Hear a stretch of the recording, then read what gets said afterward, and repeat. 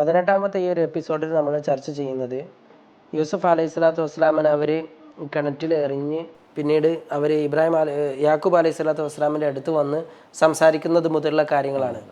അവർ ഒരുപാട് ദിവസങ്ങൾക്ക് ശേഷം തിരിച്ചു. ഇത് തഫ്സീറുകളിലൊക്കെ പറയുന്നത് ആട്ടിടയന്മാർ എന്ന് പറഞ്ഞാൽ ഇന്നത്തെ രീതിയിൽ നമ്മളത് മനസ്സിലാക്കരുത്. അവർക്ക് ആയിരക്കണക്കിന് ആടുകളുണ്ടാകും. അപ്പോൾ ഇവരുടെ ജീവിതം എങ്ങനെയാണെന്ന് വെച്ചാൽ ഈ ആടിനായിട്ട് ഒരു ദിവസം പോവുക ചെയ്യുക.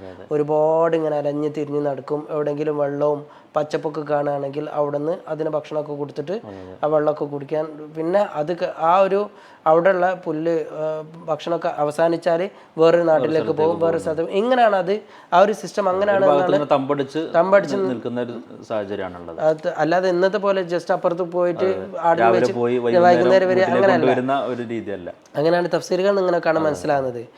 അങ്ങനെ യാക്കൂബ് അലൈഹി സ്വലാത്തു വസ്സലാമിൻ്റെ മകനായിട്ടുള്ള യൂസുഫ് അലൈഹി സ്വലാത്തു വസ്സലാമിന് അവരെന്താണ് പൊട്ടക്കിണറ്റിൽ എറിഞ്ഞു. എന്നിട്ട് ദിവസങ്ങൾക്ക് ശേഷം അവർ യാക്കൂബ് അലൈഹി സ്വലാത്തു വസ്സലാമിൻ്റെ അടുത്തേക്ക് വരുന്നത് രാത്രിയാണ്. വജാ ഉ അബാഹും ഐഷ അയ്യബുൻ. കാരണം അതിന് രാത്രി വന്നത് എന്തുകൊണ്ടാണെന്ന് പറയുന്നത്, കാരണം ഇവർ പറയുന്നത് കളവാണ്.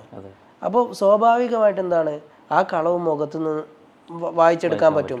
അത് മനസ്സിലാവാതിരിക്കാൻ വേണ്ടിയിട്ടാണ് എന്താകുന്നത്, രാത്രി യാക്കൂബ് അലൈഹി സ്വലാത്തു വസ്സലാമിൻ്റെ അടുത്തേക്ക് വരുന്നത്. അങ്ങനെ വന്ന് പറയുന്നത് എന്താണ്, ഖാലുയ അബാന ഇന്നാ ദഹബ്നാ നസ്തബിഖു വതറക്നാ യൂസുഫ ഇൻദ മതാഇനാ ഫഅകലഹു الذئب വമാ അൻത ബിമുഅ്മിനിൻ ലനാ വലൗ കുന്നാ സാദിഖീൻ. അവർ പറയാണ്, ഞങ്ങൾ യൂസുഫ് അലൈഹി സ്വലാത്തു വസ്സലാമിനായിട്ട് പോയി. അങ്ങനെ ഒരു സ്ഥലത്ത് യൂസുഫ് അലൈഹി സ്വലാത്തു വസ്സലാമിനെ ഇരുത്തി ഞങ്ങൾ ഈ ആടിനെ മേക്കുന്ന ആ ഒരു കാര്യത്തിൽ ഷുഗലായപ്പോൾ അതിൽ ശ്രദ്ധ അങ്ങോട്ട് മാറിയപ്പോൾ ഒരു ചെന്നായ വന്ന് അവരെ ഭക്ഷിക്കുകയാണ് ചെയ്തത് എന്ന് പറഞ്ഞു. പച്ച കളവാണ് പറയുന്നത്. വല്ലാത്തൊരു പ്രയാസം ഉണ്ടാക്കുന്ന കാര്യമാണ്. അങ്ങനെ യൂസുഫ് അലൈഹി സ്വലാത്തു വസ്സലാം യാക്കൂബ് നബിയോട് പറയുന്നുണ്ട്, അവർക്ക് തന്നെ അറിയാം, വമാ അൻത ബിമുഅ്മിനിൻ ലനാ വലൗ കുന്നാ സാദിഖീൻ, ഞങ്ങൾ എത്ര സത്യം പറയുകയാണെങ്കിലും താങ്കൾ അത് വിശ്വസിക്കൂല എന്ന് ഞങ്ങൾക്കറിയാമെന്ന് പറഞ്ഞു. എന്നിട്ട് അവർ വജാഉ അലാ ഖമീസിഹി ബിദമിൻ കദിബ്, ഇവർ യൂസുഫ് അലൈഹി സ്വലാത്തു വസ്സലാമിനെ കിണറ്റിലേക്ക് എറിയുന്നതിന് മുമ്പ് യൂസുഫ് നബിയുടെ ആ ഒരു വസ്ത്രം അഴിച്ചെടുത്ത് ഒരു ആടിനെ അറുത്ത് അതിൽ പിന്നെ രക്തമാക്കുന്നുണ്ട്. കാരണം രക്തമാക്കിയിട്ടാണ് കൊണ്ടുവരുന്നത്. കാരണം അവരുടെ ഒരു സത്യസന്ധത ബോധിപ്പിക്കാൻ, പ്രൂവ് ചെയ്യാൻ വേണ്ടിയിട്ട്. പക്ഷെ അവർക്കൊരു വിഡ്ഢിത്തം അവിടെ സംഭവിച്ചു. എന്ത്, ഈ ഒരു രക്തം പുരട്ടി പക്ഷെ അവർ വസ്ത്രം എന്താണ് കീറാൻ മറന്നുപോയി. വസ്ത്രത്തിനൊന്നും സംഭവിച്ചു. അപ്പോൾ യാക്കൂബ് അലൈഹി സ്വലാത്തു വസ്സലാം ചോദിക്കുന്നുണ്ട്, പിന്നെ ചില തഫ്സീറുകൾ കാണാൻ പറ്റും, ഈ ഒരു വസ്ത്രമൊന്നും സംഭവിക്കാത്ത എങ്ങനെയാണ് ചെന്നായി കടിച്ചതെന്ന് ചോദിക്കുന്നുണ്ട്. മാത്രവുമല്ല ഇവർ പറയുന്നത് മുഴുവനും കളവാണ്. യാക്കൂബ് അലൈഹി സ്വലാത്തു വസ്സലാമിനെ ചെന്നായ കടിച്ചിട്ടില്ല, യാക്കൂബ് അലൈഹി സ്വലാത്തു വസ്സലാം ജീവിച്ചിരിപ്പുണ്ട് എന്നും എന്താകുന്നുണ്ട്. അപ്പോൾ യാക്കൂബ് അലൈഹി സ്വലാത്തു വസ്സലാമിന് മനസ്സിലായി, ഈ ഒരു കാരണത്താൽ മനസ്സിലായി എന്നും ചില തഫ്സീറുകൾ നമുക്ക് മനസ്സിലാക്കാൻ സാധിക്കും. ഇങ്ങനെ അവർ വന്ന് യാക്കൂബ് അലൈഹി സ്വലാത്തു വസ്സലാമിനോട് പറഞ്ഞു. യാക്കൂബ് നബി എന്ത് ചെയ്യാനാ, ഒന്നും ചെയ്യാനില്ല. അങ്ങനെയാണ് പറയുന്നത്, ഫസബറുൻ ജമീൽ, മനോഹരമായ അക്ഷരം. അതായത് ഫസബറുൻ ജമീൽ എന്ന് പറഞ്ഞാൽ ചില സന്ദർഭത്തിൽ നമ്മളെന്താണ് ക്ഷമിക്കും, എന്നാലും നമ്മളിങ്ങനെ വല്ലാതെ ഇങ്ങനെ അത് ഇതിങ്ങനെ പറഞ്ഞുകൊണ്ടിരിക്കും. എന്നാൽ സബറുൻ ലാ ശക്വ മാഹു, ഒരു പരാതിയുമില്ലാതെ ക്ഷമിക്കുന്നതിനാണ് എന്ത് പറയുന്നത്, ഫസബറുൻ ജമീൽ എന്ന് പറയുന്നത്. ഫസബറുൻ ജമീൽ വല്ലാഹുൽ മുസ്തആനു അലാ മാ തസിഫൂൻ.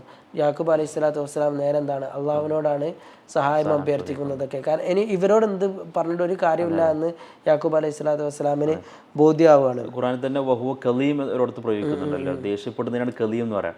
അതൊരു പക്ഷേ അവരുടെ ചെയ്തിയിൽ അവരോട് ദേഷ്യം തോന്നി. ഈ ഒരു സൂറത്തിന്റെ അവസാന ഭാഗത്ത് ഇത് അള്ളാഹുവിന്റെ ഒരു തീരുമാനമാണല്ലോ. അപ്പൊ അള്ളാഹുവിന്റെ തീരുമാനത്തിൽ അചഞ്ചലമായ ഒരു വിശ്വാസവും ക്ഷമയും കൈക്കൊള്ളുന്ന സാഹചര്യമാണ് യാക്കൂബ് അലൈഹി സ്വലാത്തു വസ്സലാമിന്റെ പക്കൽ നിന്നുണ്ടാകുന്നത്. അങ്ങനെ ഖുർആൻ അതിന് ശേഷം പറയുന്നത്, വജാഅത് സയ്യാറത്തും ഫഅർസലു വാരിദഹും ഫഅദ്ല അദൽവ ഖാല യാ ബുശ്ര ഹാദാ ഗുലാം വഅസറുഹു ബിളാഅ. ഇവിടെ യാക്കൂബ് അലൈഹി സ്വലാത്തു വസ്സലാമിനെ യൂസുഫ് അലൈഹി സ്വലാത്തു വസ്സലാമിനെ കിണറ്റിലിട്ട് അവർ പോവുകയാണല്ലോ ചെയ്തത്. പിന്നെ പറയുന്നുണ്ട് യഹൂദ എന്നുള്ള സഹോദരന് ചിലപ്പോഴൊക്കെ വന്ന് നോക്കിയിരുന്നു എന്നൊക്കെ ചില ഭക്ഷണം കൊടുത്തിരുന്നൊക്കെ ചില തഫ്സീർ നമുക്ക് കാണാൻ സാധിക്കും. ഇവിടെ ഒരു കച്ചവട സംഘം, ആ കച്ചവട സംഘം പോകുന്ന വഴിയിൽ വെള്ളം ഇങ്ങനെ എടുക്കാൻ കുറച്ച് ആൾക്കാർ പോവുമല്ലോ.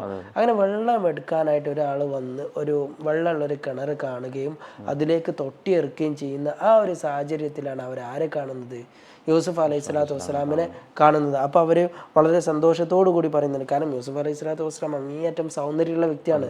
അപ്പോൾ യൂസുഫ് ചെറിയൊരു കുഞ്ഞാണല്ലോ. അപ്പോൾ അവർക്കത് വല്ലാതെ ആകർഷണീയത അവരുടെ മനസ്സിന് വല്ലാതെ ഒരു പിന്നെ മതിച്ചു. അങ്ങനെ അവർ പറയുന്നുണ്ട് കാലയാ ബുഷ്റഹാദ ഗുലാം എന്ന് പറയുന്നുണ്ട്. അവർ സന്തോഷം മുഖേന അവർ പറയാണ് ചെയ്യുന്നത്.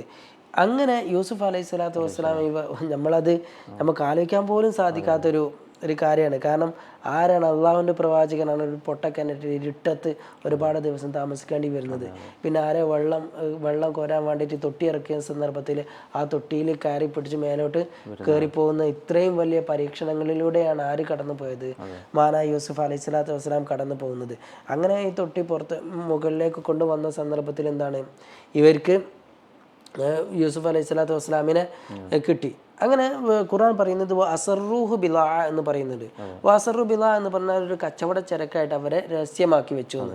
ഇവിടെ കച്ചവട ചരക്കാക്കി ആരാണ് രഹസ്യമാക്കി വെച്ചത്?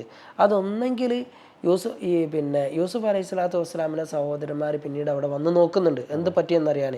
അപ്പോൾ ഇവർ യൂസുഫ് അലൈഹി സ്വലാത്തു വസ്സലാമിനെ കിണറ്റിൽ നിന്ന് എടുത്തപ്പം അവരെന്താകുന്നുണ്ട്, അവർ പറഞ്ഞു അത് അടിമയാണ്, ഞങ്ങളിൽ നിന്ന് ഓടിപ്പോയ അടിമയാണ്, ഞങ്ങളുടെ അടിമയാണ് എന്ന് പറഞ്ഞിട്ട് അവർക്ക് ഒരു കച്ചവട ചരക്കാക്കി കച്ചവട സംഘത്തിന് അവര് വിൽക്കുന്നുണ്ട്. അവരെന്താണ് പിന്നെ അവരും കാര്യം വ്യക്തമായിട്ട് പറയാതെ ഒളിപ്പിച്ച് വെക്കുകയാണ് ചെയ്തത്, രഹസ്യമാക്കി വെക്കുകയാണ് ചെയ്തത്. അല്ലെങ്കിൽ ഇതൊരു വലിയൊരു സാർത്ഥവാഹക സംഘമായിരിക്കും. കച്ചവടം എന്ന് പറയുന്നത് 1-2 ആൾക്കാരൊന്നാവില്ല, ഒരുപാട് ആൾക്കാർ ചേർന്ന ഒരു സാർത്ഥവാഹക സംഘമായിരിക്കും.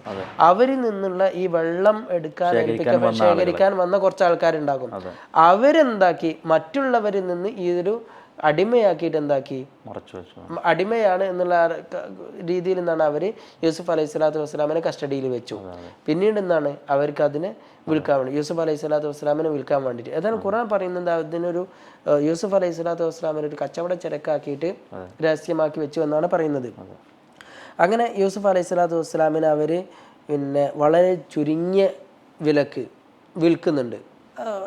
മിസ്രിലെത്തിയിട്ട് ഒന്നെങ്കിൽ ഈ സഹോദരന്മാർ അവർക്ക് വിറ്റു, അല്ലെങ്കിൽ യൂസുഫ് അലൈഹി സ്വലാത്തു വസ്സലാമിനെടുത്ത് ഈ വെള്ളം കോരാൻ വേണ്ടി വന്ന ആൾക്കാർ എന്താണ് യൂസുഫ് അലൈഹി സ്വലാത്തു വസ്സലാമിനെടുത്ത് മിസ്രിലെത്തിയതിന് ശേഷം എന്താകുന്നുണ്ട് അവർക്ക് മറ്റുള്ളവർക്ക് എന്താകുന്നുണ്ട് വിൽക്കുന്നത്. വളരെ ചുരുങ്ങിയ ദിർഹം ഒരു പൈസക്കാണ് എന്താകുന്നത് വിൽക്കപ്പെടുന്നത്. അപ്പോൾ അള്ളാഹുവിന്റെ പ്രവാചകനാണ്. ഒരു അടിമ ആണെങ്കിൽ അതിനും ഒരു വില ഉണ്ടാവുമല്ലോ.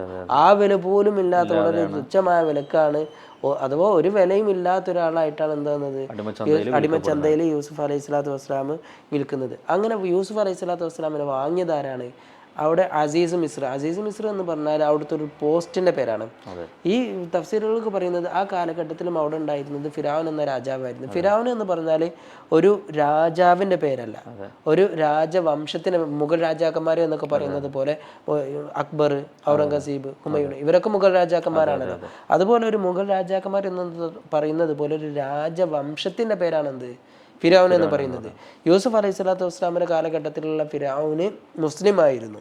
ആ ഫിറഔന്റെ ഭരണത്തിന് കീഴിലുള്ള ഒരു ഉദ്യോഗസ്ഥനാണ് ആര്? അസീസ്. ആ ഒരു അസീസ് എന്നുള്ളതും എന്താണ് അദ്ദേഹത്തിന്റെ പേരല്ല, ആ ഒരു ഉദ്യോഗത്തിന്റെ പേരാണ്. ഇത് വാങ്ങിയിട്ട് പിന്നെ ഭാര്യയോട് പറയാണ് അക്രിമി മസ്വാഉ അസാ അൻ യൻഫഅന ഔ നത്തഖിദഹു വലദ. എന്താണ് യൂസുഫ് അലൈഹി സ്വലാത്തു വസ്സലാമിനെ ഒരു കേവലം അടിമയായിട്ട് എന്താകരുത്, കാണരുത്. അവർക്ക് എല്ലാ അർത്ഥ സുഖ സൗകര്യവും നൽകിയിട്ട് എന്താകണം, യൂസുഫ് അലൈഹി സ്വലാത്തു വസ്സലാമിനെ പരിഗണിക്കണം എന്നാണ് പറയുന്നത്. അഥവാ അടിമച്ചന്തയിൽ നിന്ന് വാങ്ങുന്നത് അസീസ് എന്ന് പറയുന്ന വ്യക്തിയാണ് വാങ്ങുന്നത്. അസീസ് എന്ന് പറയുന്ന വ്യക്തിയല്ല, ആ ഒരു ഉദ്യോഗത്തിലിരിക്കുന്ന ആള് വ്യക്തിയാണ് വാങ്ങുന്നത്. അവരെന്താണ് സ്വന്തം ഭാര്യക്കാണ് എന്താകുന്നത്, ഭാര്യനോട് പറയാണ് ഇവരെന്താണ് നല്ല രീതിയിൽ പരിചരിക്കണം എന്നുള്ള. അപ്പോൾ പൊട്ടക്കിണറ്റിൽ നിന്ന് എവിടെത്തി? രാജകൊട്ടാരത്തിൽ. ഇവിടെ തന്നെ അള്ളാഹുവിന്റെ വലിയൊരു ആ ഒരു കരുണാ കടാക്ഷം നമുക്ക് ദർശിക്കാൻ സാധിക്കും. അങ്ങനെ യൂസുഫ് അലൈഹി സ്വലാത്തു വസ്സലാം പിന്നീട് എവിടാണ് വളരുന്നത്?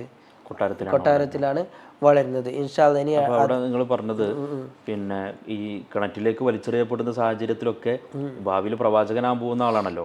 അപ്പൊ സത്യത്തിൽ തഫ്സീറിലൊക്കെ കാണാൻ പറ്റും അള്ളാഹു സത്യത്തിൽ ഒരു വഹിയെ അറിയിച്ചു കൊടുത്തിട്ടുണ്ടെന്നാണ്. അത് പിന്നെ അഭിപ്രായ ഭിന്നതയുള്ള വിഷയമാണ്. ഫലമ്മ ബലഗ അശ്ദഹു ആതീനാഹു ഹുക്മൻ വഇൽമ വകദാലിക നജ്സിൽ മുഹ്സിനീൻ. പിന്നെ ഒന്നെങ്കിൽ കിണറ്റിൽ നിന്ന് തന്നെ എന്താക്കിയിട്ടുണ്ട്, വഹി ലഭിച്ചിട്ടുണ്ട് എന്നുള്ള ഒരു അഭിപ്രായമുണ്ട്. രണ്ടാമത്തെ അഭിപ്രായം എവിടുന്നാണ്? ജയിലിൽ ആയിരിക്കുന്ന സന്ദർഭത്തിലാണ് എന്താകുന്നത് നുബുവത്ത് നൽകിയത്. ഇങ്ങനെ വ്യത്യസ്ത 2 അഭിപ്രായങ്ങൾ ഈ ഒരു വിഷയത്തിലുണ്ട്. ഒരു പ്രയാസപ്പെട്ട് നിൽക്കുന്ന സമയത്ത് ഒരു ആശ്വാസവുമായിട്ട് ജയിലിനെ പറഞ്ഞയക്കുന്നുണ്ട് എന്നുള്ള രീതിയിൽ കിണറ്റിലേക്ക് എറിയപ്പെടുന്ന ഒരു ഭീകരമായ ഒരു സാഹചര്യം ഉണ്ടല്ലോ. അപ്പൊ അതിനൊക്കെ മറികടക്കാനും വേണ്ടി ഒരു ആശ്വാസത്തിന്റെ വചനവുമായിട്ട് ജിബ്രീലിനെ പറഞ്ഞയക്കുന്നുണ്ടെന്നൊക്കെ തഫ്സീറിൽ കാണാൻ പറ്റും. നിങ്ങൾ പറഞ്ഞ അതേ രീതിയിൽ. ഇനി നമുക്ക് കൊട്ടാരത്തിലെ ജീവിതം നമുക്ക് അടുത്ത എപ്പിസോഡിൽ ചർച്ച ചെയ്യാം. അള്ളാഹു അനുഗ്രഹിക്കട്ടെ. അസ്സലാമു അലൈക്കും വറഹ്മത്തുള്ളാഹി വബറകാതുഹു. വലൈക്കും അസ്സലാം.